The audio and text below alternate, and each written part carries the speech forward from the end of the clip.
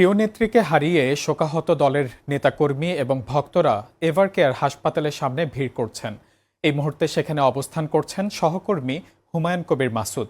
আমরা সরাসরি চলে যাচ্ছি তার কাছে। ধন্যবাদ মাহমুদ। আপনাকে একটি বিষয় জানিয়ে রাখি, আজ ভোরের আলো ফোটার আগেই বাংলাদেশের বুকে যে কালো অন্ধকারের ছায়া সেটি কিন্তু আমরা দেখেছি। আজ সকাল ৬টায় না ফেরার দেশে চলে গেছেন বিএনপির চেয়ারপারসন বেগম খালেদা জিয়া। এটিকে ঘিরেই ইতিমধ্যে আমরা যেটি দেখছি যে এভারকেয়ার হাসপাতালের সামনে সকাল থেকে যে মানুষের ভিড় বিভিন্ন স্থান থেকে আসছে, তারা এসে এখানে তাদের যে প্রিয় নেত্রী বেগম খালেদা জিয়াকে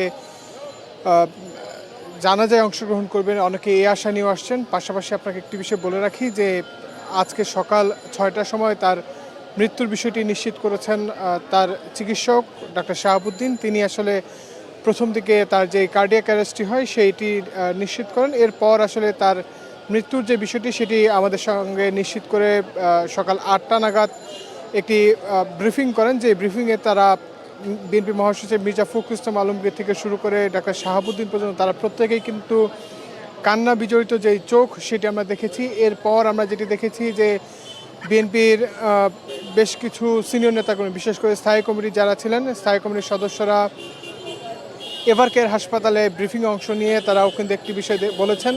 বিশেষ করে আমরা হাবিবুর নবী খান সোহেলের সঙ্গে কথা বলেছি। তিনি যেটি জানিয়েছিলেন যে বেগম খালেদা জিয়ার মৃত্যুর বিষয়টি যেমনটি তিনি বলেছেন যে তার মৃত্যুতে তারা গভীরভাবে শোকাহত, এবং বিএনপি ইতিমধ্যে এই 7 দিনের একটি কর্মসূচিও ঘোষণা করেছে। যে কর্মসূচিতে তারা রেখেছেন যে কালো ব্যাচ, পাশাপাশি তাদের যে দলীয় কার্যালয়গুলো রয়েছে সেই কার্যালয়গুলোতে জাতীয় পতাকার পাশে যেই পতাকা স্ট্যান্ডটি রয়েছে সেখানে পতাকা কালো পতাকা অর্ধনির্মিত থাকবে। এর বাইরেও রাষ্ট্রীয়ভাবে কিন্তু একটি বিষয় ঘোষণা এসেছে, যেখানে আগামীকালকে সারা দেশব্যাপী সাধারণ ছুটি এবং 3 দিন অর্থাৎ আগামীকাল এবং তারপর 2 দিনের যেই রাষ্ট্রীয় শোক সেটি কিন্তু প্রধান উপদেষ্টার পক্ষ থেকে নিশ্চিত করা হয়েছে। এছাড়াও আপনাকে একটি বিষয় জানিয়ে রাখি যে আজকে এভারকেয়ার হাসপাতাল থেকে বিএনপি ভারপ্রাপ্ত চেয়ারম্যান তারেক রহমান তিনি বের হয়ে গিয়েছেন, এবং তার বের হওয়া পরবর্তী সময়ে তিনি তার বাসভবন থেকে গুলশান কার্যালয়ে গিয়েছিলেন। সেখানে স্থায়ী কমিটির একটি বৈঠক হয়েছে, যে বৈঠকে আনুষ্ঠানিকভাবে ঘোষণা এসেছে যে আগামীকাল বেলা 2টায় অর্থাৎ বাদ জোহর মানিক মিয়া এভিনিউতে সরকার এবং বর্তমান অন্তর্বর্তীকালীন সরকার এবং বিএনপির সমন্বয়ে একটি জানাজার কার্যক্রম অনুষ্ঠিত হবে, যে জানাজায় দেশব্যাপী মানুষজন উপস্থিত হবে বলে জানা গিয়েছে। এছাড়া আরেকটি বিষয় আপনাকে বলে রাখি যে কিছুক্ষণ আগেই স্বরাষ্ট্র মন্ত্রণালয়ে প্রধান উপদেষ্টার প্রেস সচিব সহ স্বরাষ্ট্র মন্ত্রণালয়ে যারা সচিব থেকে শুরু করে যারা দায়িত্বে আছেন তারা কিন্তু একটি বিষয় জানিয়েছেন যে প্রায় 10,000 আইনশৃঙ্খলা বাহিনীর সদস্য আগামীকালকে মানিক মিয়া এভিনিউতে যেই জানাজাটি অনুষ্ঠিত হবে সেখানে আইনশৃঙ্খলা নিয়ন্ত্রণে কাজ করবে। এছাড়াও স্থায়ী কমিটির সদস্যদের মধ্যে সালাউদ্দিন আহমেদ সকালবেলায় গণমাধ্যমের সঙ্গে জানিয়েছিলেন যে আগামীকালকে তার জানাজা অনুষ্ঠিত হবে, এবং বেগম খালেদা জিয়ার যে দীর্ঘ রাজনৈতিক জীবন সেই রাজনৈতিক জীবনের সমাপ্তি যেমনটি আজকে ঘটেছে, তার পাশাপাশি তিনি এখন থেকে আগামীকাল তার যে জানাজা পরবর্তী তাকে সমাধিস্থ করা হবে জিয়া উদ্যানের জিয়াউর রহমানের যেই সমাধিস্থলটি রয়েছে তার ঠিক পাশেই তাকে সমাধিস্থ করা হবে। এছাড়াও আমরা যেমনটি জানি যে বিএনপি চেয়ারপারসন বেগম খালেদা জিয়া দীর্ঘদিন ধরে এভারকেয়ার হাসপাতালে, বিশেষ করে সর্বশেষ 23শে নভেম্বর 2025 সালে এভারকেয়ার হাসপাতালে শারীরিক অবস্থার অবনতি হলে ভর্তি করা হয়। এরপর আসলে 27 নভেম্বর তার শারীরিক অবস্থা অনেকটা অবনতি হলে কিন্তু তাকে দীর্ঘদিন ধরেই এখানে চিকিৎসা নিতে হয়েছে। আমরা দেখেছি দেশি বিদেশি চিকিৎসক, বিশেষ করে যুক্তরাজ্য, অস্ট্রেলিয়া, আমেরিকা, চীন এবং সিঙ্গাপুরের ডাক্তারদের পাশাপাশি বাংলাদেশি চিকিৎসকদের সমন্বয়ে যে মেডিকেল বোর্ড, সেই মেডিকেল বোর্ড কিন্তু দীর্ঘদিন ধরেই তার স্বাস্থ্য কার্যক্রম পরিচালনা করছেন, এবং আজ সকালবেলা তার যেই ইন্তেকাল সেই ইন্তেকালের সময় এখানে বিএনপি স্থায়ী কমিটির সদস্যদের নেতা যারা ছিলেন তারা উপস্থিত ছিলেন। পাশাপাশি আমরা দেখেছি যে গতকাল রাতে পর্যন্ত ডাক্তার জুবাইদা রহমান যিনি আসলে বেগম খালেদা জিয়া 2021 সালে যখন প্রথম অস্ত্রোপচারটি হয় এর পরবর্তী সময় থেকেই তার যে শারীরিক অবস্থা সেটির দেখভাল করছিলেন। পাশাপাশি এই সর্বশেষ যেইবার অসুস্থ হয়ে পড়লেন সেখানেও কিন্তু মেডিকেল বোর্ডের সঙ্গে সার্বক্ষণিক সমন্বয়ের পাশাপাশি খালেদা চিকিৎসা নিয়ে দেশের বাইরে যাওয়ার ক্ষেত্রে যে ধরনের সিদ্ধান্ত, তার শারীরিক অবস্থার বিষয়াদি সকল বিষয়ে কিন্তু ডাক্তার জুবাইদুর রহমান একচ্ছত্রভাবে সঙ্গে ছিলেন এবং গত 5ই ডিসেম্বর তিনি বেগম খালেদা জিয়ার স্বাস্থ্যের খোঁজ খবর নিতে সরাসরি তারেক রহমানকে ছেড়ে বাংলাদেশে এসে অবস্থান নেন। এরপর তিনি আসলে বাংলাদেশ থেকে আবারও দেশের বাইরে যান এবং গত 25 ডিসেম্বর তারেক রহমানের সঙ্গে একসঙ্গে দেশে ফিরে আবারও খালেদা জিয়ার স্বাস্থ্যের অবস্থার খোঁজ খবর নিচ্ছিলেন। কিন্তু আজ সকালবেলা যেটি আসলে আমরা বলছিলাম যে শেষ বিদায়, অর্থাৎ খালেদা জিয়ার যে শেষ বিদায়, সেই শেষ বিদায়টি ঘটে গিয়েছে। অর্থাৎ আজ সকাল 6টার সময় তার ইন্তেকাল হয়েছে। ইন্না লিল্লাহি ওয়া ইন্না ইলাইহি রাজিউন। আমরা আপনাকে একটি বিষয় জানিয়ে রাখি যে বেগম খালেদা জিয়ার যেই বর্তমান অবস্থান সেটি এভার কেয়ারে আছেন তিনি। আগামীকাল তাকে জানাজার উদ্দেশ্যে সংসদ ভবনের দক্ষিণ প্লাজা অর্থাৎ মানিক নিয়ে এভিনিউতে নিয়ে যাওয়া হবে।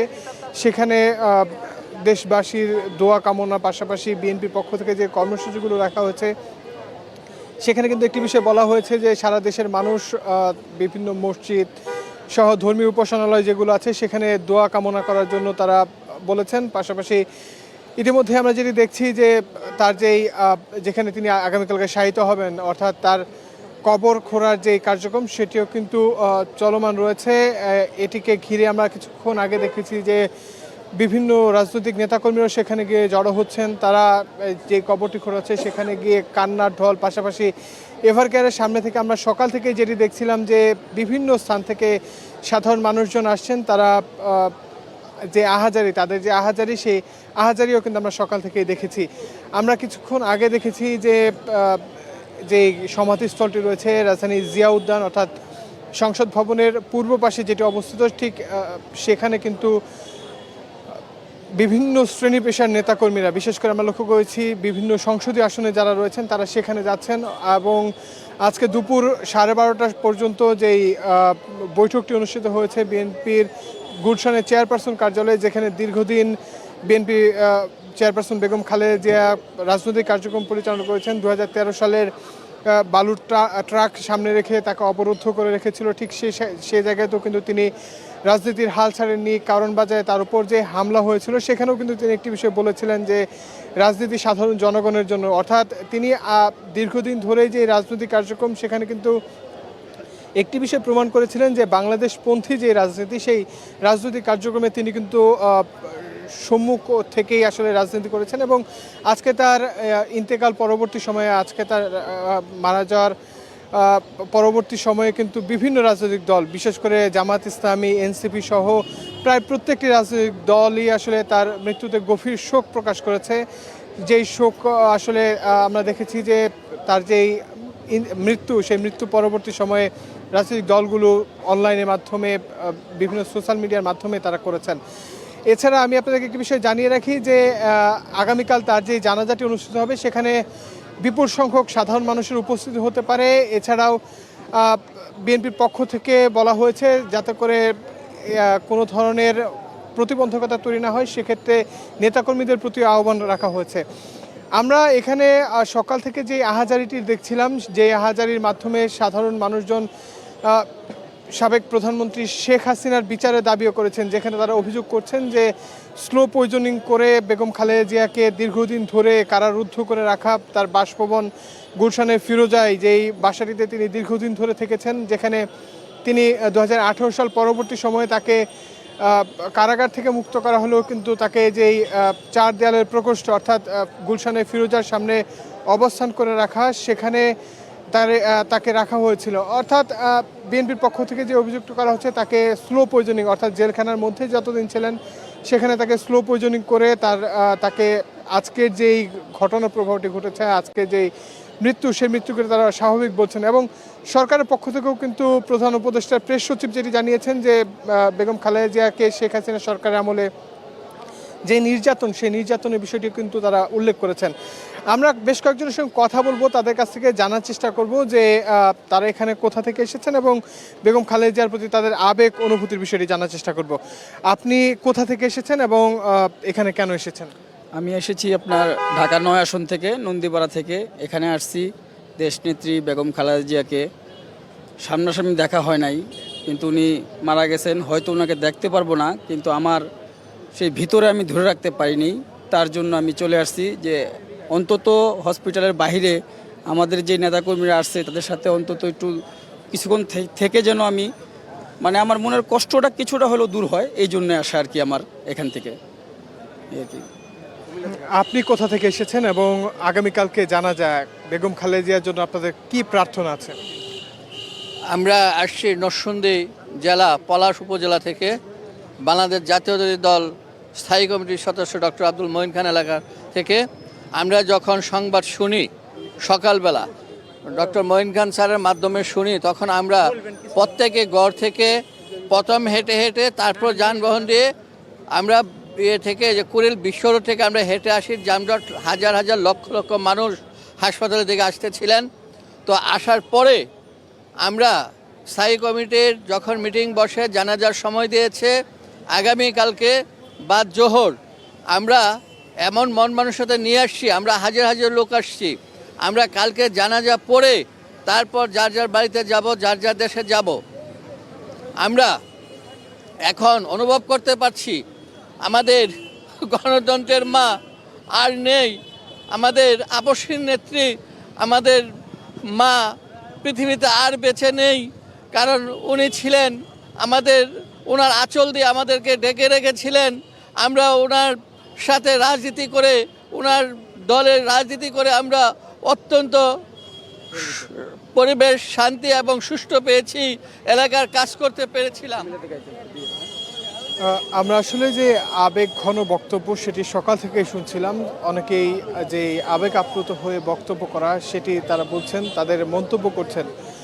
তবে বেগম খালেদা জিয়ার জন্য যে সারা দেশব্যাপী মানুষের দোয়া, সেটি কিন্তু আমরা আজকে সারা দিনব্যাপী যেই অনলাইনগুলো দেখেছি, বিশেষ করে সামাজিক যোগাযোগ মাধ্যমগুলো রয়েছে, সেখানে যে চিত্রটি দেখেছি যে তার জন্য দল, মত, জাতি, ধর্ম, বর্ণ নির্বিশেষে প্রায় সকলেই আসলে তার জন্য দোয়া করছেন। পাশাপাশি দেশি বিদেশি, বিশেষ করে আমরা লক্ষ্য করেছি ভারতের প্রধানমন্ত্রী নরেন্দ্র মোদী, পাকিস্তানের প্রধানমন্ত্রী সহ আমেরিকা থেকেও কিন্তু বেগম খালেদা জিয়ার যে মৃত্যু সেটি নিয়ে শোক প্রকাশ করা হয়েছে।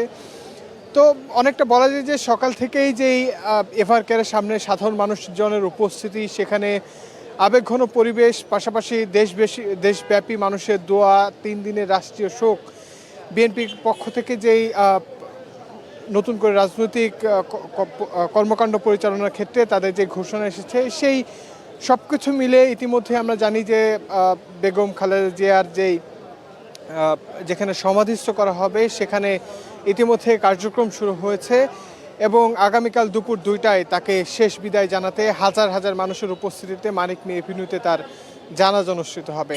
মাহমুদ, এই ছিল আমার কাছে এখন পর্যন্ত এখান থেকে সর্বশেষ। ধন্যবাদ মাসুদ। দর্শক, এতক্ষণ শুনছিলাম এভারকেয়ারের সামনে থেকে সর্বশেষ অবস্থা। এছাড়া উপস্থিত যেই নেতাকর্মীরা ছিলেন সেখানে তাদের অনুভূতি। এতক্ষণ সাথে থাকার জন্য ধন্যবাদ আপনাদের।